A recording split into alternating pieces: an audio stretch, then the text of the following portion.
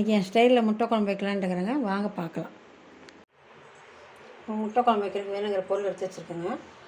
ஒரு 150 சின்ன வெங்காயம் எடுத்து வச்சுருக்கேன், 20 பல் பூண்டு எடுத்து வச்சுருக்கேன், 3 பத்தை தேங்காய் எடுத்து வச்சுருக்கேன், பட்டை லவங்கம் எடுத்து வச்சுருக்கேன், சோம்பு 2 ஸ்பூனு, கசகசா 2 ஸ்பூனு, 4 தக்காளி இதெல்லாம் வதக்கி விட்டுங்க. இப்போ அரைக்கணும் குழம்புக்கு. அரைச்சி வாட்டி இது சின்ன வெங்காயம் தாளிக்கிறதுக்கு சின்ன வெங்காயம் கொஞ்சம் எடுத்து வச்சுருக்கேன், கருவேப்பிலை 2 பத்து எடுத்து வச்சுருக்கேன். நான் 2 ஸ்பூன் எண்ணெய் விட்டுக்கிறேன். வெங்காயம் போட்டுக்கணும்.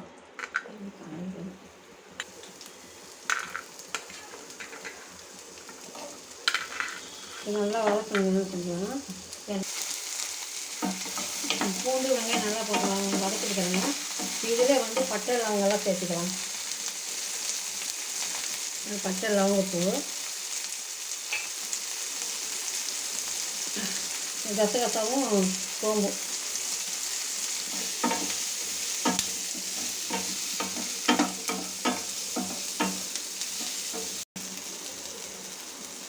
இன்னும் கொஞ்சம் வதங்கட்டுங்க. இன்னும் கொஞ்சம் பொண்ணு வதங்கட்டும்.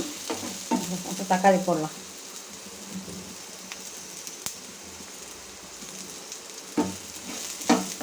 இந்த கலரில் வந்துடுச்சு. இப்போ தக்காளி போடலாங்க.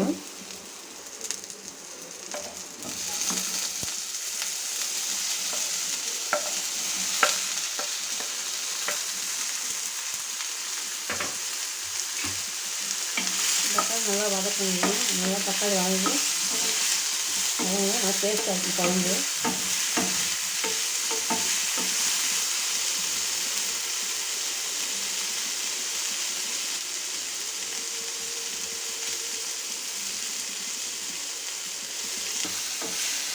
நல்லா வதங்கிட்டு பாத்திரம் ஊற்றிடணும்.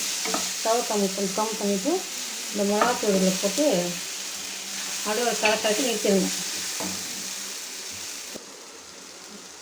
இப்போ பாருங்கள் வதங்கிடுச்சு. 2 ஸ்பூன் மிளகாத்தூள் போட்டுருக்கேன். அது நல்லா வதக்கிட்டேன். இப்போ சூடு ஆட்டுங்க, அப்புறம் அரைச்சிக்கலாங்க. ஃபஸ்ட்டு மிக்சியில் தேங்காய் போட்டு ஒரு ஓட்டி எடுத்துக்கலாங்க. வெங்காய தக்காளி ஆறிடுச்சுங்க. இப்போ தேங்காய் கூட இது போட்டு அரைச்சி எடுத்துக்கலாங்க. நான் எண்ணெய் ஊற்றிக்க தேவையில்ல எண்ணெய் நான் ஊற்றிக்கிறேங்க. கொஞ்சம் வேகமாக வச்சுக்கணும்.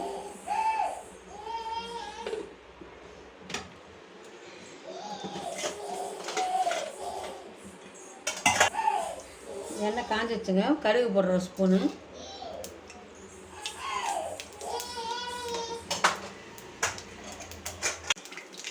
கடுகு பொரிஞ்சிச்சுங்க. அப்புறம் வெங்காயமும் கருவேப்பிலை போட்டுக்கிறேங்க.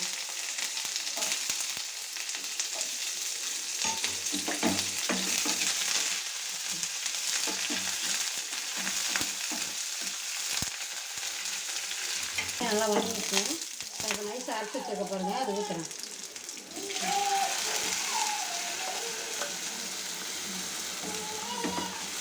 கொஞ்சம் கம்மி பண்ணிக்கலாங்க அடுப்பு.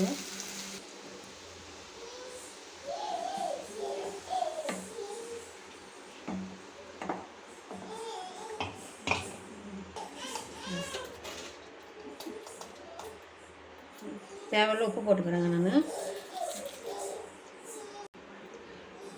நல்லா பச்சை வாசம் போட்டுங்க. நல்லா குழம்பு நல்லா கொதித்து பச்சை வாசம் போட்டு அப்புறம் முட்டை உடச்சி ஊற்றிக்கலாம்.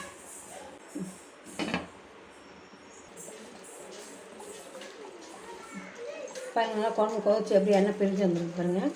உப்பு காரம் கரெக்டாக இருக்குது. அப்புறம் முட்டை உடச்சி ஊற்றுறாங்க. ஒரு முட்டையாக எடுத்து இதை இப்படி ஓரமாக இப்படி ஊற்றிட்டு வரணும்.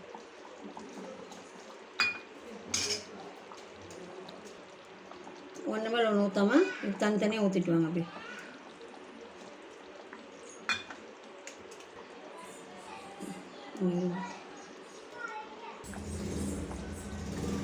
ஊற்றிட்டு முட்டை ஊற்றினாலும் உடனே தொலைவாதீங்க. கொஞ்ச நேரம் அப்படியே வேக விடுங்க.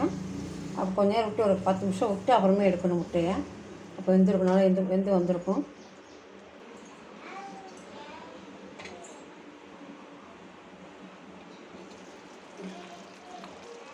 முட்டை குழம்பு நல்லா கொதிச்சு வந்துருச்சுங்க.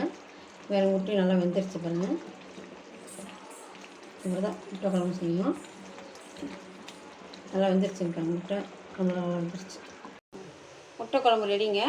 நீங்கள் வீட்டில் செஞ்சு சாப்பிட்டு எப்படி இருக்குதுன்னு எனக்கு கமெண்ட்டில் போடுங்க.